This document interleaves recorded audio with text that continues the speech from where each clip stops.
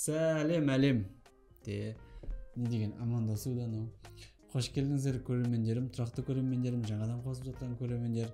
Менің видеоларыма комментарий келіп жатыр. YouTube каналға видеоны телефонмен салуды үйретші деп. Соған байланысты мен осы видеоны түсіріп отырмын. Мен негізінде компьютер немесе ноутбук арқылы салуды алдыңғы видеода үйреткен болатынмын. Көрсеңіздер болады. Қазір ендеше мысал ретінде мен сіздерге бір видеоны соткамен, ұялы телефонмен YouTube каналыма салып көрсетейін. Ол үшін ең алдымен сіздерге екі программа керек. Ол YouTube'тың өзі және де YouTube Studio. Осы екі программа болса болды, сіздер телефондарыңыз арқылы YouTube'ға, YouTube каналдарыңызға видео жүктей аласыздар. Ендеше кеттік. Мінекей, творческий студия деп тұр, яғни сіздер Play Market немесе App Store'ға жазсаңыздар, YouTube студияда жазсаңыздар, осы приложение шығады, осыны тартып аласыздар, ішіне кіреміз. Бұны енді біздің YouTube каналмен байланыстыру керек. Пропустить, войти. Өздеріңіздің YouTube каналдарыңыз бар, аккаунтпен байланыстырасыздар. Мінекей мен байланыстырдым. Бұны байланыстырып қойғаннан кейін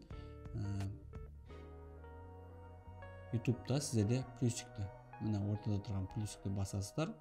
Загрузить видео дегенге басасыздар. Бұл жерде мінекей өздеріңіздің монтаждап дайындап қойған видеоларыңызды таңдайсыздар. Таңдадым. Мына жерден мен мысал ретінде дайындап қойған аватар фильміне типа обзор деген сияқты. Далее дегенді басамыз. Мына жерге мен мысалға бұл видеоның атын жазуым керек. Аватар түсіндірме. Адамдарға, яғни бұл видео өсіп шығып тұрады.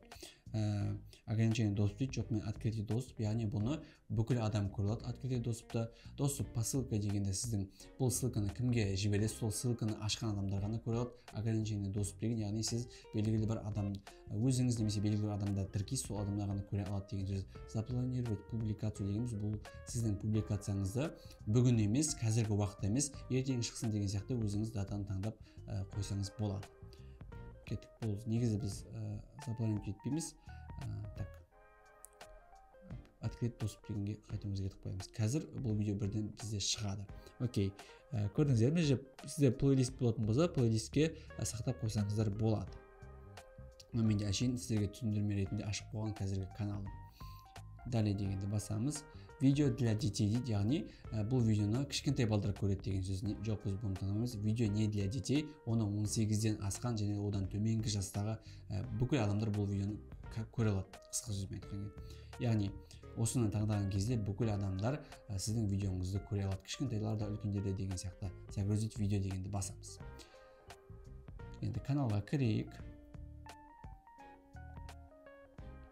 Управление видео деген кезде мінекей мына жерде 71% деген сияқты загрузка жүріп жатыр. Бұдан шығамыз, творческий студияға кіреміз. Творческий студияда аватар түсіндірме деп мына жерде бізде шығып тұр, басамыз. Осы жерден енді сізді редактировать етсеңіздер болады. Қаламға басамыз. Мінекей, обложка қою үшін осы бізге студия керек болады. Басамыз. Свой значокке басамыз. Бұл жерден мінекей мен дайындап қойған обложканы таңдаймын. Добавить описание деген тұр. Мінекей мына жерге сіздер мындай мен аватардың толық бір нәрсесін түсіндірдім, немесе өзіңіздің кері байланысшы нөміріңізді қалдырып кетсеңіз болады деген сияқты. Шығасыз, сақталынды. Доступты өзгертсеңіз болады. Сонымен қатар жаңағы болған настройкаларды осы жерде де қоя аласыз, бірақ бұл студияның бір ерекшелігі, сіз обложка қоя аласыз, сонымен қатар тег қойсаңыз болады. Добавить тег. Тег дегеніміз, яғни сіздің мысалға аватар 2 деп іздеген кезде сіздің видеоңыз топта тұру үшін, поисковой топта тұру үшін осындай тегтерді қоюыңыз керек. Арнур, мысалға менің атымды іздеп адамдар іздейтін болса, Арнур менікі уже бірінші орында тұрады деген сияқты.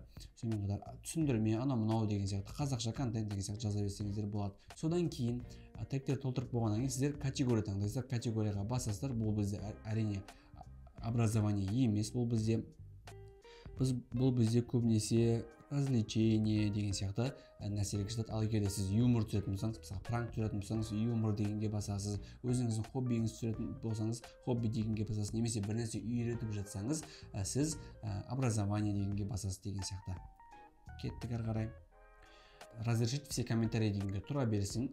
Сізге адамдар былапыт жаса да, жақсы жаса да сіздерге комментарий келе береді. Ол сіздің активіңізді негізінде каналда көтереді. Ол тұра берсін. Ал егер бір кісілер сізді жамандап жазып жатса, оған қатты ответ қайтармай үйреніңіздер. Өйткені сіз уже медиа адам болып жатсыз. Сіз бұндай комментарийларға үйрене беруіңіз алуыңыз керек. Не істейсіз деген ғой, әркіммен ұрсып отыра беру мүмкін сізді көре алмай жатқан шығар деген сияқты. Все, кеттік дейміз, шығамыз. Мінекей бізде барлығы почти сақталынды. Бұл жерден енді открытый доступ барлығы тұр. Бір тексеріп алайық. Сохранить дегенді басамыз. Мінекей сохранить етілді. Енді біз YouTube-қа кірейік.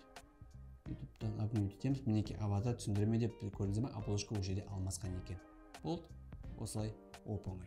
Стоп, бір ескерте кететін жайт. Сізде YouTube канал болмаса, сіз каналға видео ешқашан жүктей алмайсыз. Сол үшін сізге YouTube канал ашу керек болады. Ал мен YouTube каналды қалай ашу керектігін мына видеода үйреткен болатынмын. Сонда өтіп, толығымен көріп, өзіңізге YouTube канал ашып алсаңыз болады. Жақсы, сау болыңыздар.